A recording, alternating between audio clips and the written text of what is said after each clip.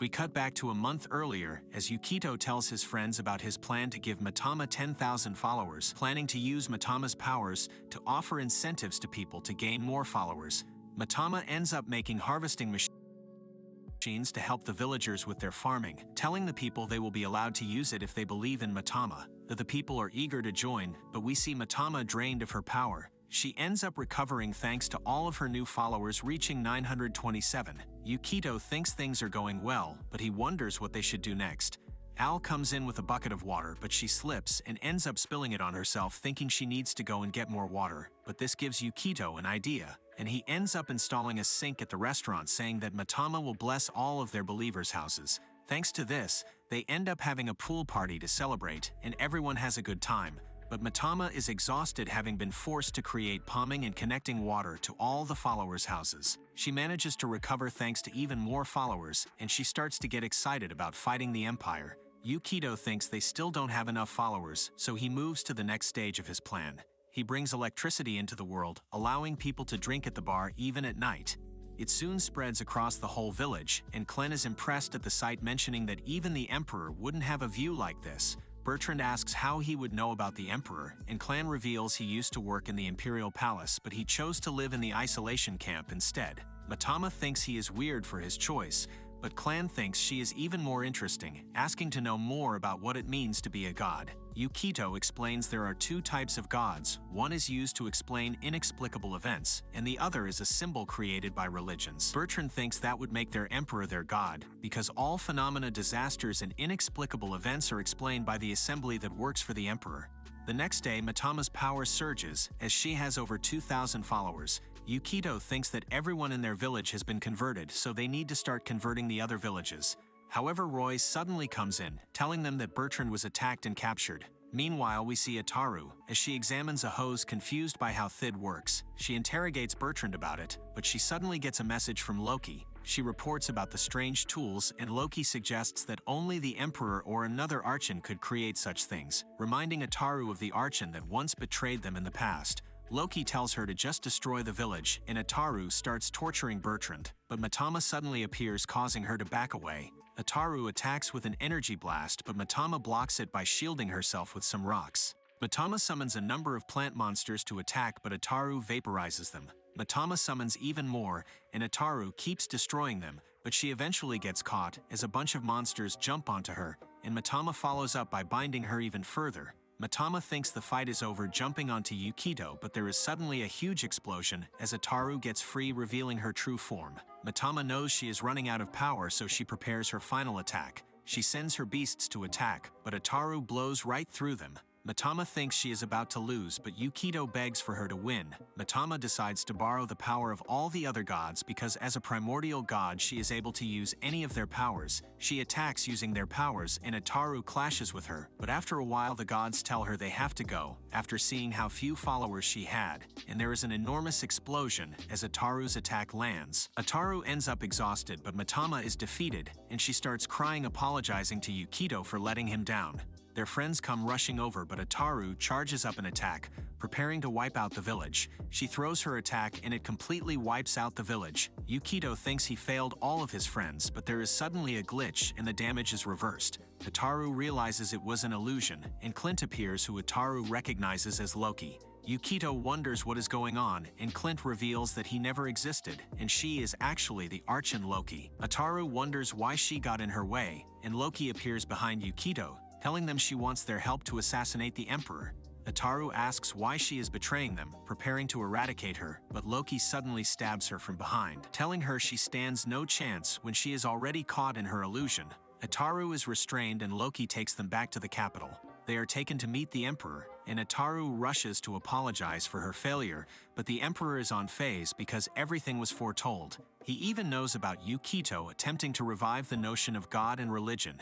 Yukito is shocked the Emperor knows about God, thinking he could also be from another world, but Mitama becomes bored and wanders off. She suddenly destroys a pillar, thinking it was controlling Yukito, as she reveals they have been talking to a corpse this whole time. The whole palace suddenly changes, and Loki is impressed Mitama could see the truth. She reveals that they were in a fake space created by the room's facilities. She tells them that the Emperor died a long time ago, and the Empire is being run by the room he created. The room is filled with machines that analyze and control everything to do with the Empire, including the end-of-life system, and do everything to keep the Empire in an unchanging state. Yukito thinks that the technology is even more advanced than is on time, wondering what kind of world they are in. Loki mentions how she has been watching for centuries, but Mitama says that thousands of years ago, the world was once destroyed, but there were a few survivors that rebuilt the land, so it would never meet the same fate again, and they ended up deleting their belief in God. Yukito wonders what she means asking what world they are in, and she reveals they are still on Earth but at a time far into the future, because when he was drowning in the past, he wished to be reborn in a world where gods and religion didn't exist. Loki tells Mitama she should destroy the machines wanting to destroy the Empire. Ataru thinks their purpose is to serve the Empire, but Loki is sick of serving a master that is already dead, telling Yukito it would mean the end to the end-of-life system and threats of being attacked by the Imperial Army. But Yukito suddenly attacks her. Loki charges at him with her knife, but he disarms her, realizing she can't use her powers while inside the palace, which is why she needed Mitama's help. Yukito demands to know the real reason she is trying to destroy the Empire, and in a flashback we see Loki as she watches over an end-of-life ceremony. She becomes sick with how the world is, so she looks to find why the Emperor created such a world, but she finds the history of how humans used to be free, as well as the gods they believed in. She wanders about her own existence and starts living among the people in the isolation camps as Clint, finding their lives much more free, and that's when Yukito suddenly appeared. He knew nothing about the world, but he had used strange words and had knowledge about things normal people shouldn't know, like how to make wine, and when he started talking about God, he caught her attention. After that, she spent most of her time at the village, and Yukito was even able to summon Mitama. One night when Yukito thinks about establishing a doctrine, they wonder what he means, and Yukito explains that a doctrine is something that all the followers would believe, and Clint suggests living freely. Yukito likes his idea, and he decides to go with his idea. He thanks Clint for his suggestion, but Mitama suddenly comes up to him, warning him that Yukito belongs to her, saying that Yukito has a bad habit of attracting girls. Clan wonders what she means by girl, and it turns out Mitama was able to see through her illusion, so she realizes that with Mitama's power she would be able to destroy the Empire. Loki continued with an experiment, going to another isolation camp and showing them illusions to gain followers, and she managed to use her powers without the help of the machines. The Archons were built like gods, so she plans to destroy the Empire and become a real god. Ataru thinks she is mad, but Loki reveals she told her plan to all the other Archons, saying they would become gods, and they all agreed. Yukito agrees with destroying the Empire because he thinks Loki's wish for freedom isn't inherently bad, so he tells Mitama to destroy the palace. The palace is destroyed as an enormous tree emerges, and Loki wonders what Yukito plans to do next.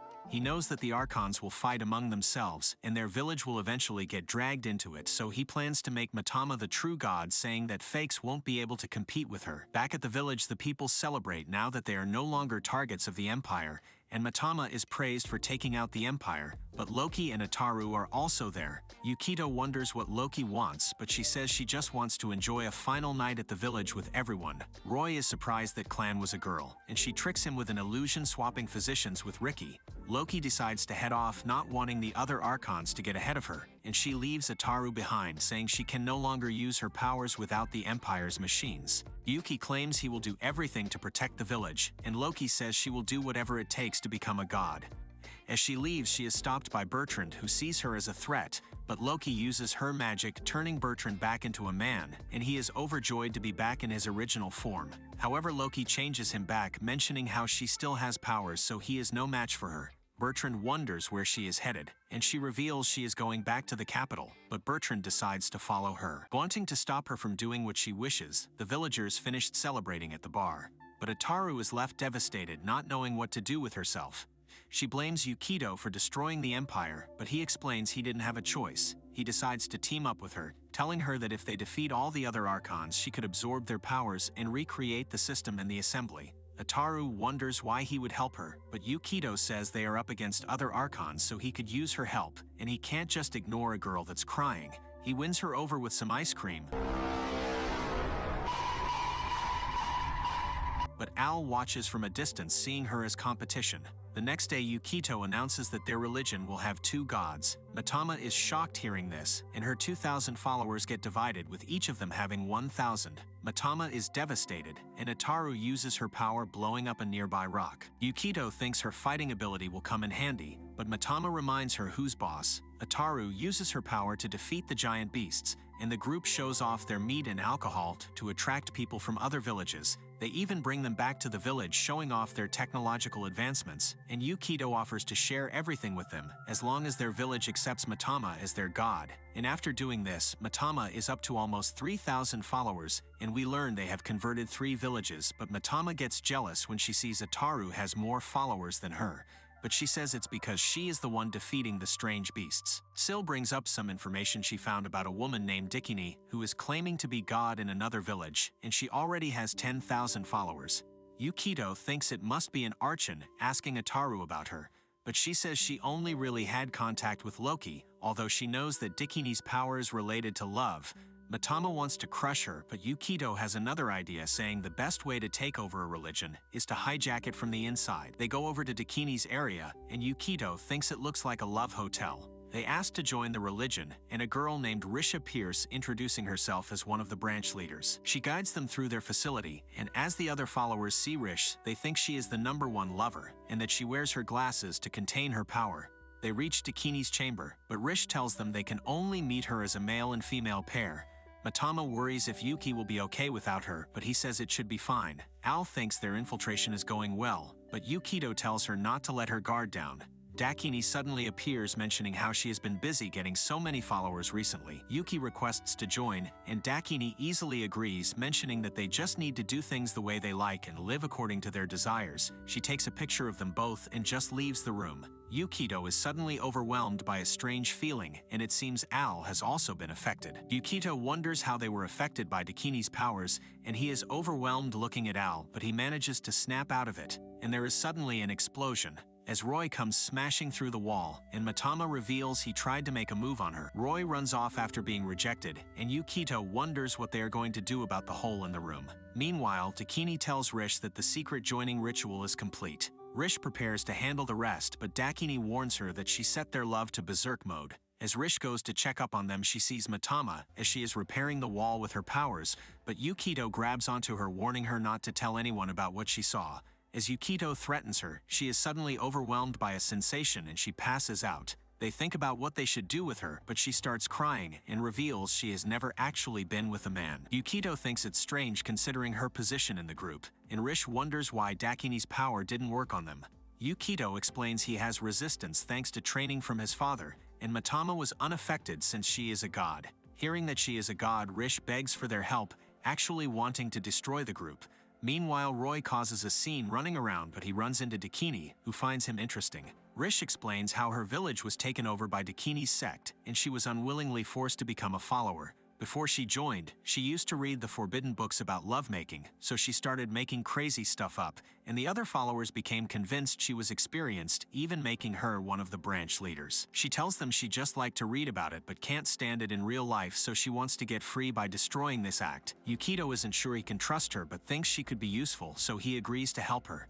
Mitama suddenly starts to panic as she sees her follower count dropping. We see the villagers as they try to restrain one of the giant beasts. The beast breaks free, but Sil says they bought enough time, and Ataru uses her powers to blast it and take it out. The villagers praise her, and she feels like her power is getting stronger. Meanwhile, Rish explains how Dakini rotates between each branch of every few days, so it will be a few weeks before she comes back around to their branch. Yukito has a plan, but when he calls for Mitama, she is depressed because her follower count has gotten so low when she was up to around 3,000. But Yukito says it was because she left the village.